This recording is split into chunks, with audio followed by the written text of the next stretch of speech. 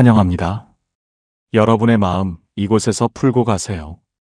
정희 씨는 새벽부터 일어나 아들 집에 갈 김치를 담갔습니다.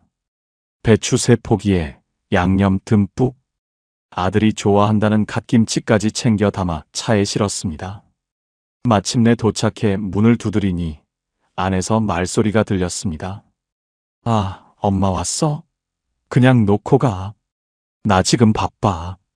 문틈으로 비집고 나온 아들은 휴대폰을 귀에 붙인 채 눈도 마주치지 않았습니다.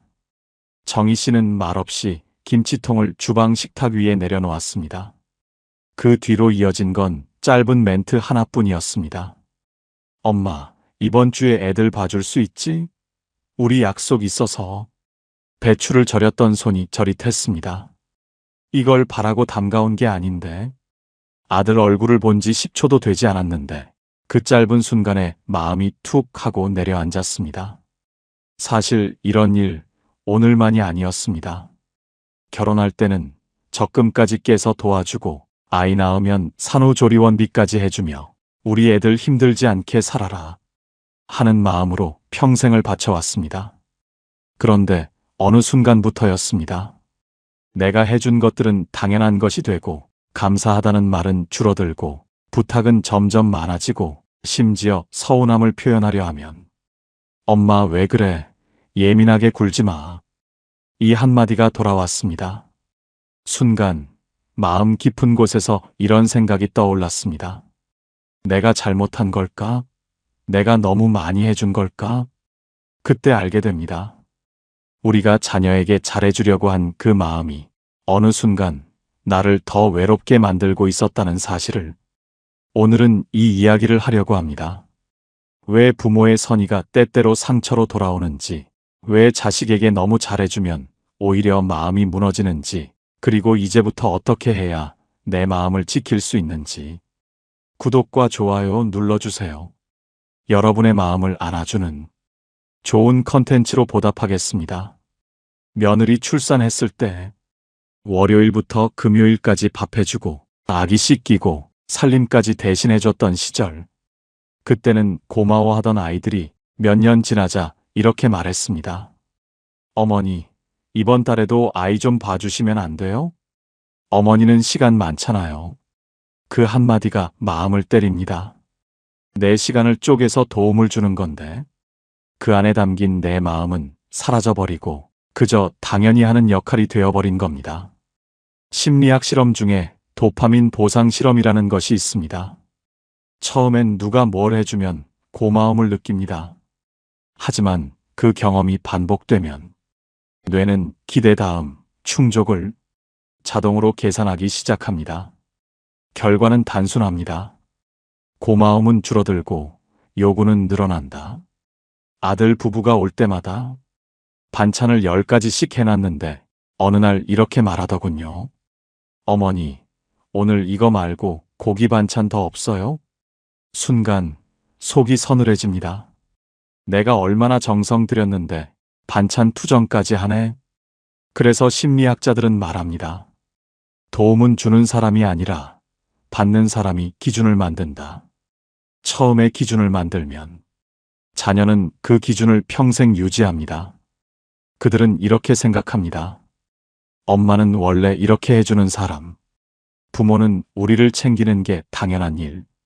여러분의 수고, 힘듦, 피곤함은 그들의 시야에서 사라져버리고 그저 엄마니까, 아빠니까 이 두 줄로 정리됩니다. 하지만 여러분의 마음은 다릅니다. 해도 서운하고 이제는 내가 왜 이렇게까지 해야 하나 하는 생각이 들기 시작하죠. 정약용은 이렇게 말했습니다. 은혜는 한 번이면 마음을 열게 하지만 2번이면 버릇을 들이고 3번이면 마침내 그걸 떼어낼 수 없는 욕심으로 만든다. 어쩌면 지금 여러분의 자녀가 여러분을 대하는 방식이 딱 이렇지 않습니까? 여러분은 사랑으로 준 건데 그들은 의무로 받아들이는 그런 순간들. 이것이 바로 부모가 자식에게 잘해줄수록 오히려 마음이 무너지는 이유입니다. 여기까지 듣고 나면 대부분의 부모님들이 똑같은 질문을 하십니다. 그렇다면 이제 나는 어떻게 해야 할까요? 정희 씨도 그 질문 앞에서 멈춰 섰습니다. 도대체 어디서부터 잘못된 것인지, 지금이라도 되돌릴 수 있는지, 이 마음을 어떻게 해야 하는지, 그 답을 찾게 된 건 뜻밖에도 아주 사소한 순간이었습니다. 첫 번째, 한 번만 용기 내세요. 어느 날 아들이 전화를 했습니다. 엄마, 이번 주에도 아이 좀 봐주시면 안 돼요? 예전 같았으면, 그래, 알았다. 하고 바로 가방을 들고 집을 나섰을 정희 씨. 하지만 그날은 달랐습니다. 정희 씨는 잠시 숨을 고르고 조용히 말했습니다. 아들아, 이번 주는 내가 일정이 있어서 어렵다. 그 말을 내뱉는 순간 손끝이 살짝 떨렸습니다. 혹시 불편해하지 않을까? 혹시 섭섭해하지 않을까? 그 걱정이 밀려왔죠. 그런데 돌아온 대답은 뜻밖이었습니다. 아, 알겠어. 그럼 우리가 해볼게. 그 짧은 말 한마디에 정희 씨는 너무 놀랐습니다. 내가 못한다고 말해도 애들은 결국 알아서 산다. 그동안 내가 해줘야 한다고 믿었던 건 자식 때문이 아니라 내 마음속에서 스스로 만들어낸 엄마 역할 때문이었습니다. 그 역할을 잠시 내려놓자 관계는 무너지기는커녕 오히려 처음으로 대등함이 생기기 시작했습니다. 여기서 정말 흥미로운 실험이 하나 있습니다. 영국 런던 대학교 가족심리연구팀은 실제로 부모의 한 번의 거절이 자녀에게 어떤 변화를 일으키는지 보기 위해 아주 색다른 실험을 진행했습니다. 연구팀은 성인 자녀 40명을 모집해 무작위로 A그룹과 B그룹으로 나누었습니다. 그리고 각각에게 부모에게 같은 부탁을 해보라고 지시했습니다. 부탁 내용은 아주 단순했습니다. 엄마, 아빠, 이번 주에 나 좀 도와줄 수 있어? 단, 두 그룹의 조건은 달랐습니다. A그룹 부모에게는 가능하면 도와준다고 말해주세요. 라고 연구진이 미리 부탁했습니다. B그룹 부모에게는 이번엔 어렵다고 말해주세요. 라고 연구진이 부탁했습니다. 즉, 부탁은 같지만 반응은 다르게 만든 겁니다. 그 후 연구진은 자녀들의 감정 변화, 부모에 대한 존중도, 관계 만족도를 일주일 동안 추적 조사했습니다. 결과는 매우 흥미로웠습니다. A그룹 도와준다. 자녀는 빠르게 기대 모드로 들어갔습니다. 부모에게 고마움보다는 다음에도 해주겠지라는 감정이 생겼습니다. 반복될수록 부모의 도움을 당연한 기본값으로 받아들였습니다. B그룹, 이번엔 어렵다. 자녀는 처음엔 조금 당황했지만 금세 자신이 해결책을 찾았습니다. 관계 만족도는 오히려 더 높아졌습니다. 부모에 대한 존중도 또한 더 높게 나타났습니다. 연구진의 결론은 단순했습니다. 부모가 한 번 거절했다고 해서 관계가 나빠지지 않는다. 오히려 그 한 번의 거절이 부모와 자녀 모두를 건강하게 만든다. 즉, 도와주는 말보다 이번엔 어렵다라는 한 문장이 관계를 더 단단하게 만든다는 것입니다. 그래서 필요한 것은 더 많은 도움이 아니라 여기까지가 내 선이다라고 알려주는 용기입니다. 그리고 이건 절대로 미안해할 이유도 눈치 볼 이유도 없습니다. 오히려 자녀가 스스로 서도록 돕는 가장 건강한 방식입니다. 부모는 평생 무엇이든 대신해주는 사람이 아니라 자녀가 스스로 서도록 길을 잡아주는 사람입니다. 여기까지가 내가 할 수 있는 선이라는 걸 알려주는 순간 관계는 오히려 더 단단해집니다. 정약용은 인간관계의 본질을 이렇게 말했습니다. 사람 사이의 거리는 서로의 도리를 세울 때 비로소 바로 선다. 이 말은 부모와 자식에게도 똑같이 적용됩니다. 도리를 세우지 않으면 그 관계는 어느 순간 무거워지고 틀어집니다. 이제는 여러분도 여러분의 도리를 세워도 됩니다. 여러분의 마음을 지키는 것이 곧 여러분의 자녀를 지키는 길입니다. 두 번째, 언제까지라고 말하세요. 몇 년 전 일이었습니다. 아들이 어느 날 이렇게 말했습니다. 엄마, 이번에 이사하는데 짐이 너무 많아서 그래요. 버릴 것만 같이 정리해줘요. 하루만 와주세요. 하루만. 하루 정도면 괜찮지. 정희 씨는 그 말을 믿고 아들 집으로 갔습니다. 그날 하루 동안 옷장, 서랍, 책꽂이까지 버릴 것과 남길 것을 분류하느라 허리가 끊어질 듯 아팠습니다. 그래도 도움이 된다면 다행이다 생각했죠. 그런데 문제는 그 다음이었습니다. 이사를 마치고 새 집으로 들어간 지 하루밖에 지나지 않았는데 아들에게서 연락이 왔습니다. 엄마, 여기 짐이 너무 많아. 어질러져서 어지간히는 안 돼. 엄마가 정리를 잘하니까 이번 주에 와서 정리 좀 도와줘요. 정희 씨는 잠시 말을 잇지 못했습니다. 이사 전에만 도와달라더니 이사 끝나고도 내가 해야 하는 거야? 한 번 갔습니다. 두 번 갔습니다. 그러자 아들은 엄마, 저 방도 정리해줘요. 엄마, 새로 산 수납장 좀 봐줘. 엄마가 하면 깔끔하잖아. 정희 씨는 마음속 깊은 곳에서 어딘가 무너지는 소리를 들었습니다. 내가 이렇게까지 해야 하나? 내가 어디까지 해야 하지?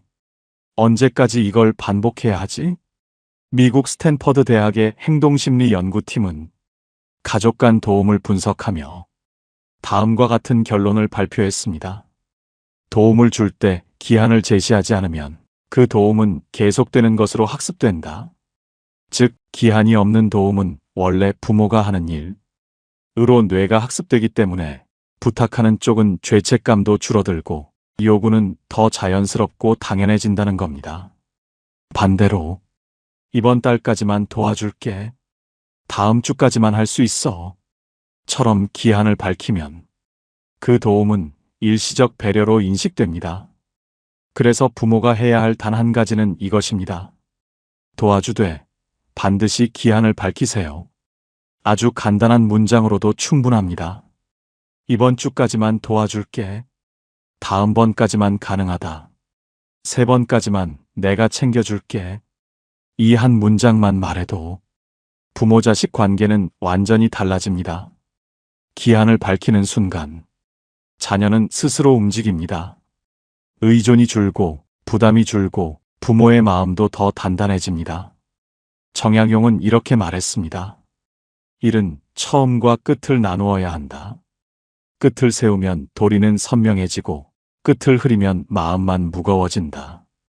도움에는 마음이 따르지만 기한에는 지혜가 따릅니다. 이제 여러분도 마음을 주되 지혜로 선을 그으셔도 됩니다. 세 번째, 돈은 그냥 도와주지 마세요.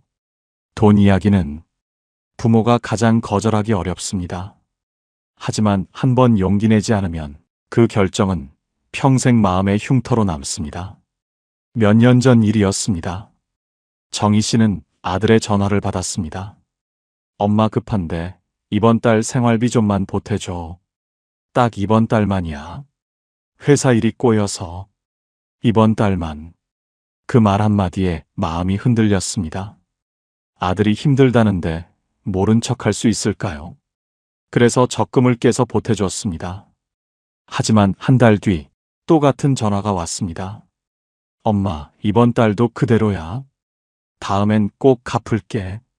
이번 달만 더. 그 이번 달이라는 말은 3개월이 되고 6개월이 되고 마침내 1년이 되었습니다. 1년 뒤 아들은 이렇게 말했습니다. 엄마, 요즘 시대 누가 안 힘들어. 부모가 좀 도와주는 건 당연한 거지. 엄마 혼자 사니까 더 괜찮잖아. 그 순간 정희 씨는 숨이 턱 막히는 느낌을 받았습니다. 내가 괜찮아서 도와준 게 아니었습니다. 내 노후를 잘라내고 내 밥값을 줄이고 내 건강을 포기해가며 도운 것이었습니다. 하지만 자식의 눈에는 그 수고가 보이지 않았습니다. 그저 엄마니까, 부모니까 그 단 한 줄로 모든 것이 덮여 있을 뿐이었습니다. 하버드의 경제심리 연구팀은 가족 간 금전 의존 실험을 진행했습니다. 참가자들에게 부모에게 돈을 한 번 빌리는 그룹, 3번 빌리는 그룹을 만들어 뇌 반응과 인식을 비교했습니다. 결과는 놀라웠습니다. 첫 번째 도움을 받을 때는 뇌의 감사선이와 관련된 감정 중추가 강하게 반응했습니다. 하지만 3번째 도움을 받을 때는 감사 영역이 거의 반응하지 않고 대신 보상 기대 영역이 더 활발하게 작동했습니다. 연구진은 이렇게 결론지었습니다. 금전적 도움은 반복되는 순간 고마움이 아니라 기대 구조로 전환된다. 그리고 이 기대 구조는 관계를 왜곡시키고 자립 본능을 약하게 만든다고 덧붙였습니다. 즉, 여러분이 이번만이라는 마음으로 건넨 돈은 자녀에게는 부모가 원래 해주는 지원으로 학습되는 것입니다. 그래서 심리학자들은 말합니다. 부모의 지갑이 열리는 순간 자녀의 자립 본능은 멈춘다. 잔인한 말 같지만 부모 세대가 반드시 알아야 할 현실입니다. 그렇다면 어떻게 해야 할까요? 여기서 한 가지만 부탁드리고 싶습니다.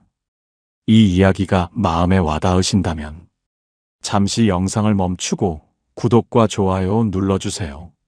여러분의 선택 하나가 이런 중요한 이야기를 더 많은 부모님들께 전해주는 힘이 됩니다. 그렇다면 어떻게 해야 할까요? 방법은 단 하나입니다. 돈은 부탁받는 순간 바로 거절하세요. 지금 거절하는 것이 앞으로의 관계를 지키는 길입니다. 이렇게 말해도 충분합니다. 엄마도 노후 준비해야 한다. 이건 도와줄 수 없다. 너희 삶은 너희가 책임져야 한다. 그리고 이건 미안해할 일이 아닙니다. 아무에게도 설명할 필요도 없습니다. 내 삶을 지키는 건 내가 살아온 세월에 대한 예의입니다. 부모가 자신의 노후를 챙기는 것은 누구를 외면하는 선택이 아니라 남은 인생을 건강하게 살아가기 위한 당연한 결정입니다. 정약용은 재물과 인간관계를 두고 이렇게 말했습니다. 재물은 덕을 돕기도 하지만 절제가 없으면 화가 되어 돌아온다. 절제가 곧 자신을 지키는 길이다. 여러분은 평생 아이들을 위해 사셨습니다. 먹이고 입히고 뒷바라지하고 때로는 본인의 꿈도 뒤로 미뤄가며 살아오셨습니다. 이제는 여러분의 남은 삶을 먼저 챙기셔도 됩니다. 그것이 이기심이 아니라 살아온 세월을 존중하는 일입니다. 그리고 걱정하지 않으셔도 됩니다. 아이들은 여러분이 기대는 어깨가 되어주지 못해도 자기 인생은 자기 힘으로 잘 살아갑니다. 이제는 자식보다 여러분 자신을 먼저 돌보는 시간이 되어야 합니다. 4번째, 서운하면 바로 말하세요. 정희 씨는 평소 서운한 일이 있어도 말하지 않는 사람이었습니다. 말하면 애들 기분 상할까봐, 내가 속 좁아 보일까봐 이런 생각이 앞섰습니다. 정희 씨는 웃으며 고개를 끄덕였지만 속에서는 이런 말이 스쳤습니다. 이번 주도 3번이나 갔는데 나도 좀 쉬고 싶은데. 그 마음을 꾹 누르고 있던 어느 날 며느리의 말 한마디가 그 눌린 마음을 건드렸습니다. 어머니, 저희 바쁜데 이 정도는 이해해 주셔야죠. 그 순간 정희 씨는 마음 어느 한 곳이 툭 하고 끊어지는 느낌을 받았습니다. 하버드 대인관계 연구팀 실험에서도 감정을 초기에 소리 없이 표시하는 그룹보다 초기 감정을 짧게 말하는 그룹이 관계 만족도가 3배 이상 높았습니다. 실험 내용도 흥미로웠습니다. 연구진은 60명 커플을 2그룹으로 나눴습니다. 한 그룹은 감정이 올라올 때 바로 말하도록 했고, 다른 그룹은 일단 참았다가 나중에 풀도록 했습니다. 8주 뒤 관계 만족도를 조사했더니 감정을 바로 말한 그룹은 갈등 빈도가 줄었고 오히려 더 친밀감이 커졌습니다. 반면 참은 그룹은 왜 이제 와서 얘기하냐는 말이 반복되면서 싸움의 크기만 커졌습니다. 즉, 말해서 문제가 생기는 게 아니라 참아서 문제가 커지는 것입니다. 그럼 어떻게 말해야 할까요? 해답은 단순합니다. 그때그때 짧게 말하세요. 길게 설명할 필요도 없습니다. 그 말 조금 속상했어. 방금은 내가 마음이 좀 쓰였어. 이 부분은 나도 생각이 달라. 지금은 내가 조금 부담돼. 이 정도면 충분합니다. 책임을 따지는 말이 아니고 누구를 탓하는 말도 아닙니다. 그저 내 마음이 어디쯤 있는지 보여주는 작은 표시일 뿐입니다. 사람 마음은 신기해서 이렇게 부드럽게 건네면 상대도 마음을 열기 마련입니다. 아, 엄마 마음이 이랬구나 하고 알게 되는 것이죠. 정약용은 마음을 다루는 지혜를 이렇게 말했습니다. 마음은 감추면 흐려지고 드러내면 밝아진다. 여러분의 마음도 숨어 있을 필요 없습니다. 누구에게도 보일 자격이 있고 누구에게도 말할 가치가 있는 마음입니다. 이제는 참지 말고 쌓아두지 말고 그때그때 부드럽게 여러분 마음을 건네셔도 됩니다. 그런데 여러분, 여기서 한 가지 짚고 넘어가야 할 것이 있습니다. 자녀에게 너무 베풀지 말라고 했지만 반대로 반드시 베풀어야 하는 것도 있습니다. 이건 돈도 아니고 시간도 아니고 살림 도와주는 것도 아닙니다. 오히려 이걸 안 주면 부모 자식 관계는 더 멀어지고 이것만 주면 평생 든든한 관계가 유지됩니다. 많은 부모들이 이걸 몰라서 필요 없는 걸 과하게 주고 정작 정말 줘야 하는 것은 비워둡니다. 그건 도대체 무엇일까요? 여러분이 평생을 걸고 키운 그 아이들에게 딱 하나 반드시 줘야 하는 것. 그 이야기를 지금부터 하겠습니다. 첫 번째, 자녀에게 가장 큰 선물은 잘 사는 부모의 모습입니다. 아이에게 베풀어야 할 것? 많은 분들이 이렇게 대답합니다. 돈, 시간, 손주 돌보기, 도움. 하지만 정답은 전혀 다릅니다. 심리학자들은 한 목소리로 말합니다. 자녀가 평생 간직하는 건 부모가 자기 인생을 어떻게 살아냈는가 그 표정이다. 몇 년 전 실제 있었던 상담 사례입니다. 40대 딸이 상담실에서 울며 말했습니다. 저희 엄마는 평생 저만 바라보고 사셨어요. 저를 위해 희생하고 저를 위해 살고. 근데 저는 그게 너무 무거웠어요. 마치 내가 엄마 인생의 전부인 것 같아서 도망가고 싶었어요. 사람들은 착각합니다. 희생이 사랑이라고, 모든 걸 내어주는 게 부모의 역할이라고. 하지만 심리학 연구는 정반대입니다. 하버드 가족연구센터의 30년 추적 보고서는 이렇게 기록합니다. 자녀가 가장 편안해하는 부모는 자기 삶을 풍요롭게 꾸려가는 부모였다. 희생이 많은 부모일수록 자녀는 죄책감과 거리감을 느꼈다. 왜 그럴까요? 자녀 입장에서 보면 부모가 자기 삶을 잃어버릴수록 자녀는 두 가지 감정을 동시에 느낍니다. 하나는 부담, 그리고 또 하나는 미안함입니다. 그리고 그 감정은 엄마가 행복했으면 좋겠다가 아니라 엄마 때문에 숨이 막힌다로 변합니다. 정약용은 이렇게 말했습니다. 부모가 바르게 서면 자식은 기댈 곳을 얻는다. 내 삶을 사랑하는 모습, 내 하루를 소중히 여기는 태도, 내 인생을 끝까지 잘 살아내는 품격. 이것만큼 자녀를 편안하게 해주는 선물은 없습니다. 그러니 자녀에게 뭘 더 해주지 못해 미안해하지 마세요. 이제는 남은 인생을 멋지게 오롯이 당신 자신을 위해 사세요. 두 번째, 자녀에게 꼭 베풀어야 할 것은 인정입니다. 부모들은 평생을 자녀 걱정으로 채워 살아갑니다. 밥은 잘 먹는지, 일은 힘들지 않은지, 가정은 괜찮은지. 그런데 정작 가장 중요한 한 가지는 많이들 놓치고 계십니다. 바로 인정입니다. 부모 입장에서야 걱정이 사랑이고 말이 조언이고 잔소리가 마음이라는 걸 잘 알죠. 하지만 성인이 된 자녀의 귀에는 이렇게 들립니다. 엄마는 아직도 나를 못 믿는구나. 난 엄마 눈엔 여전히 부족한 사람인가? 내가 뭘 해도 만족 못하겠지. 그 순간 자녀의 마음은 눈에 보이지 않게 스르륵 다치기 시작합니다. 미국 예일대학교 가족심리연구소가 아주 흥미로운 실험을 했습니다. 연구진은 성인 자녀 60명을 모집해 무작위로 3그룹으로 나눴습니다. 그리고 각 그룹에게 부모에게서 받은 메시지를 들려주고 감정 변화를 측정했습니다. 메시지는 단 10초짜리 녹음이었습니다. A그룹, 걱정 메시지. 요즘 괜찮니? 엄마는 너 걱정돼서 잠이 안 온다. 힘든 일 있으면 말해. B그룹, 조언 메시지. 너 요즘 하는 방식은 조금 부족해 보인다. 엄마가 말하는 대로 해봐야 한다. C그룹, 인정 메시지. 너는 내 삶을 잘 살아가고 있어. 나는 내가 해낼 거라고 믿는다.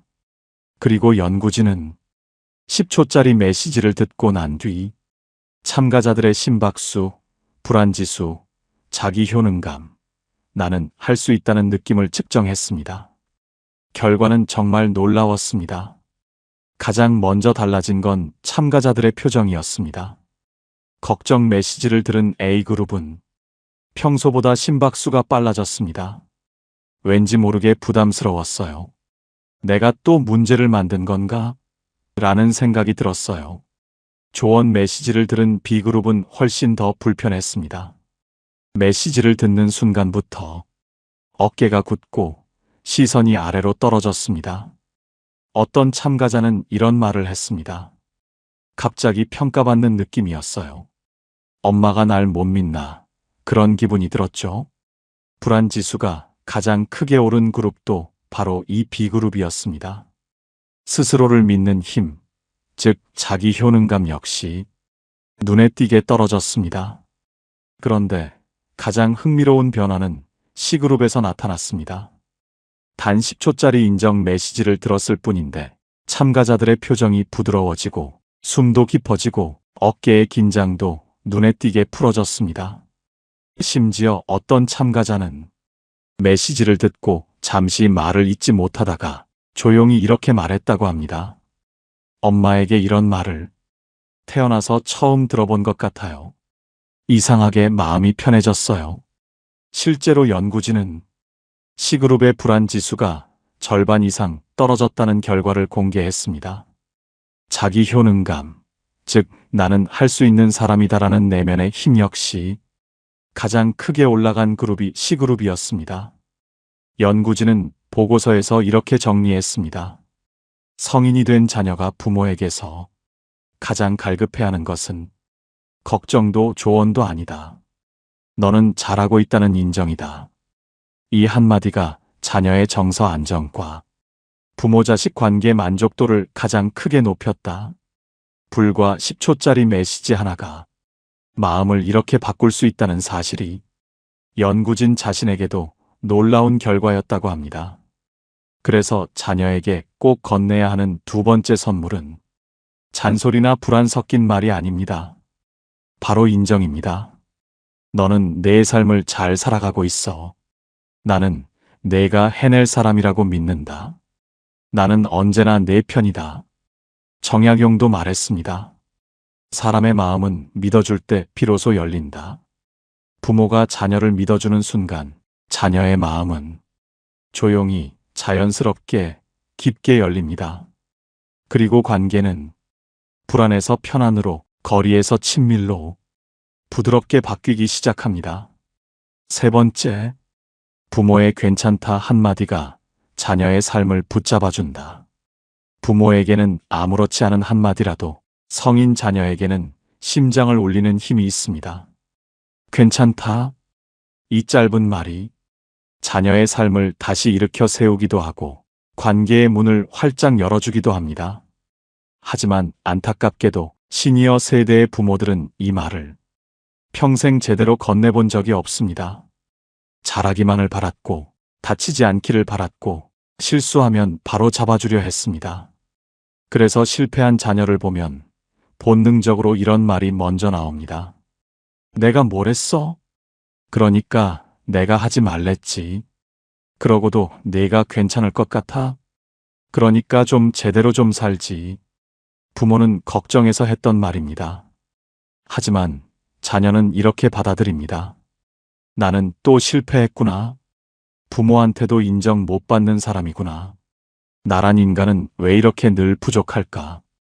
그리고 마음은 서서히 다칩니다. 부모와 자식 사이에는 설명할 수 없는 거리감이 생기기 시작합니다. 왜 괜찮다는 말이 이렇게 강력할까요? 그 이유는 단순합니다. 성인 자녀들은 이미 자신을 누구보다도 냉정하게 평가합니다. 이건 내가 잘못했구나. 내가 부족했구나. 괜히 힘들게 만들었나.